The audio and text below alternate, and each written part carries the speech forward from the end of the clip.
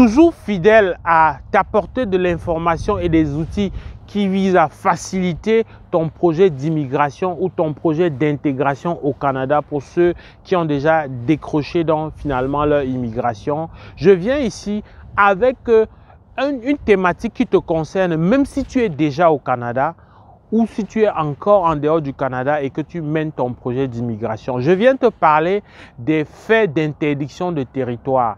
L'interdiction de territoire ne cesse pas parce que tu as déjà eu ta résidence permanente. Ça ne cesse pas parce que tu as déjà eu ton permis d'études. Ça ne cesse pas quand tu as eu ton permis de travail. Non, le concept d'interdiction de territoire s'applique même après que tu aies été déjà citoyen. Sache que si tu as déjà eu une résidence permanente, un permis d'études, un permis de travail et que tu as allégué des informations qui s'avèrent incohérentes à un moment donné dans la base de données du système du Canada, ça va te valoir interdiction de territoire. Je prends le cas le plus simple dont je t'ai parlé dans une vidéo. Si lors de ta procédure d'immigration, tu as signé ton intention de résider dans une province donnée et que tout de suite après, tu ne respectes pas, selon peut-être des informations croisées que tu as signifiées ou selon un constat des faits que tu n'as pas respecté les conditions de résidence, ça c'est considéré comme de la fausse représentation. Et donc, du point de vue de la loi, tu es directement taxé d'interdit de territoire pour 5 ans. Tu vas perdre ton statut immédiatement. Ne nous attardons pas là-dessus. On va se concentrer sur toi qui est en dehors du Canada comme promis. En dehors du Canada, au cours de ta procédure, voici des erreurs qui arrivent et voici comment tu dois faire pour les éviter. Les erreurs qui arrivent, c'est que nous avons dans ce réflexe culturel de dire que tel ou tel est capable de donner le visa. Il distribue les visas aux gens. Avec lui, quand tu fais le visa, ça marche toujours. Non, c'est sûr. Et parfois, ces personnes-là s'arrangent à se faire une petite toile, un ensemble de personnes qui vont venir imparter sur ton état d'esprit, qui vont venir répéter ce genre d'informations et tu vas vraiment croire que lui, c'est un sauveur, c'est un donneur de visa, il a la solution magique. Et donc, comme c'est un schéma et un réflexe culturel que nous avons de croire au Messie, au Sauveur, on a tendance à aller les yeux fermés vers quelqu'un qui va monter et faire toute notre procédure. Je viens te dire que c'est important que pour chaque étape de ta procédure, tu sois au courant. Parce que voici les cas d'interdiction qui arrivent souvent. Il va faire souvent des interdictions parce que au niveau de tes antécédents, autant professionnels que tes antécédents sur le plan de ton cursus, une seule incongruité peut faire en sorte que plus tard dans ta procédure, là je pense à un étudiant, là je pense à un demandeur de permis de travail, plus tard dans ta procédure de résidence permanente, que l'ensemble de ces informations-là montre une certaine incohérence et donc on comprenne que tu as fait des fausses déclarations ou des fausses représentations. Là, c'est vraiment un problème. Donc, ça peut être sur le plan, comme j'ai dit, des antécédents professionnels, ça peut être sur le plan de tes antécédents académiques, mais ça peut tout aussi être sur le plan de la preuve de fond. Très souvent, on a des cas d'interdiction de territoire à cause de la preuve de fond. Ici, quand je dis preuve de fond, ça va être souvent le document bancaire. Alors, quand tu confies aveuglement ta procédure à quelqu'un et qui s'en va, moyennant des fortes sommes qu'il te prend, faire des modifications, falsifier des documents bancaires qui n'ont très souvent pas de souche, ça vient te compromettre toi. Mais tu ne peux t'en prendre qu'à toi-même pour deux raisons. Parce que ça s'est fait sans ton consentement, ça s'est fait à ton insu, tu n'as même pas le courage de poser la question parce que tu crains qu'en posant la question, ça va être très mal vu, il va être fâché, comme si tu es en train de le supplier, comme si c'est le visa que tu vas obtenir dépend de son humeur, comme si c'est vraiment lui qui va finir de faire ta procédure et aller s'asseoir dans le bureau canadien et te donner le visa. Ça, c'est des mentalités qui doivent cesser. Tu dois avoir un regard et un questionnement. Il n'y a pas de mauvaise question. C'est ta vie qui est en jeu. En dehors, beaucoup plus important que l'argent que tu mets en jeu, il y a le fait que si tu fais 5 ans, c'est comme si on a plombé tes chances. C'est de loin plus important. Je préfère de loin qu'ils prennent ton argent que tu te fasses faire des fausses représentations, que tu te fasses faire des choses qui vont compromettre, enfermer 5 ans de ta vie comme ça. Tu as le devoir d'avoir un regard, de savoir chaque étape, de comprendre, de poser et reposer la question. Ce n'est pas mauvais de le faire. Si tu crains de le faire, sache que ça va être plus lourd, la conséquence qui peut arriver. Pourquoi? À cause d'un empressement très souvent injustifié, tu acceptes de prendre des risques que tu ne mesures pas.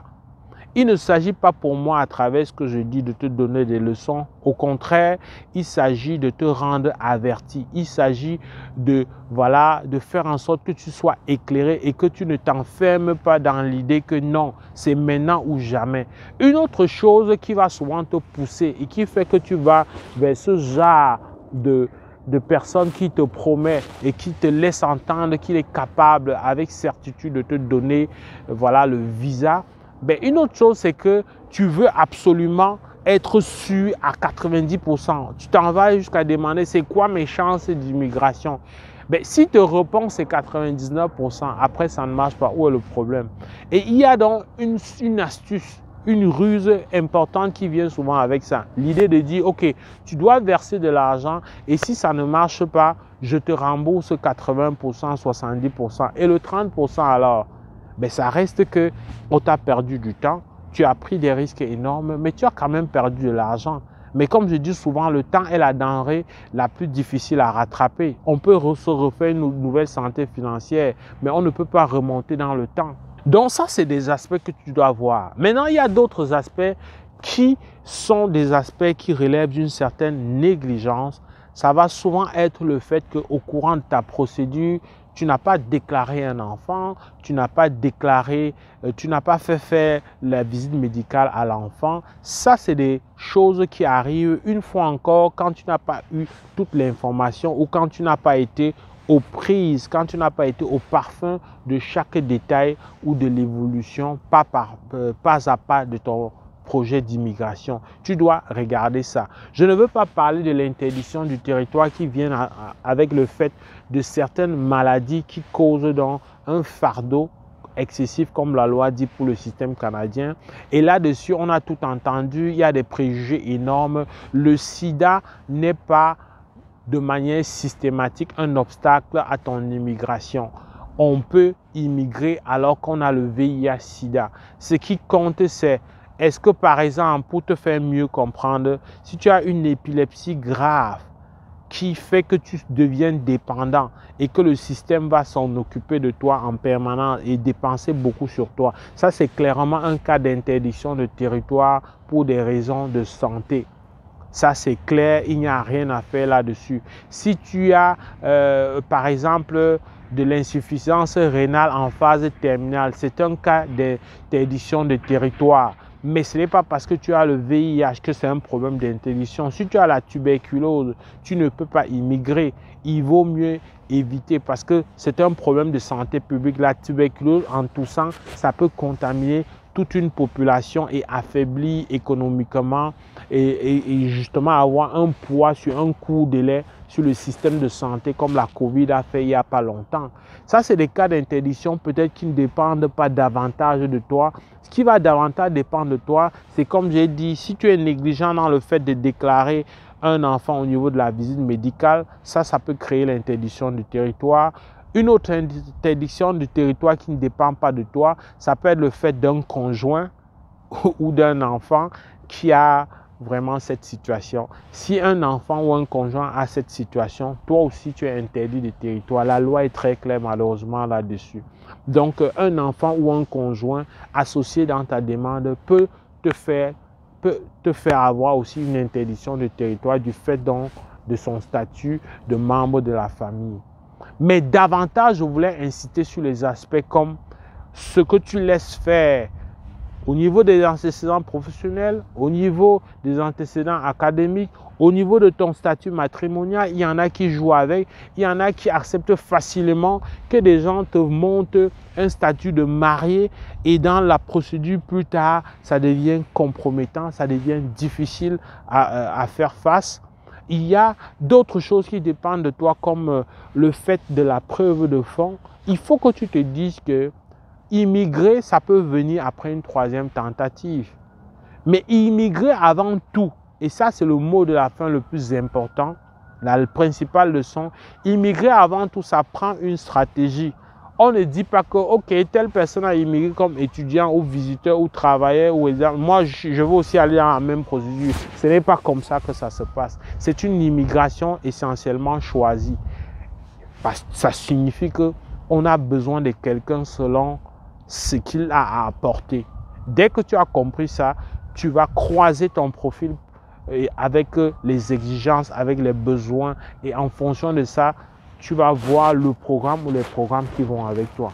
C'est avec plaisir que nous accompagnons ceux qui nous font confiance par rapport à ça. Et c'est avec le même plaisir qu'on va accepter, t'accompagner, vérifier avec toi qu'est-ce qui va pour ton cas.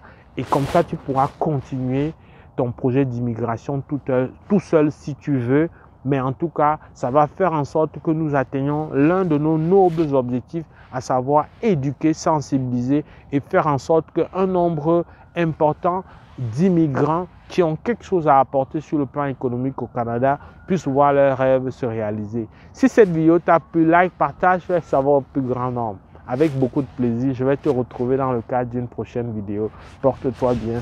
Boulot!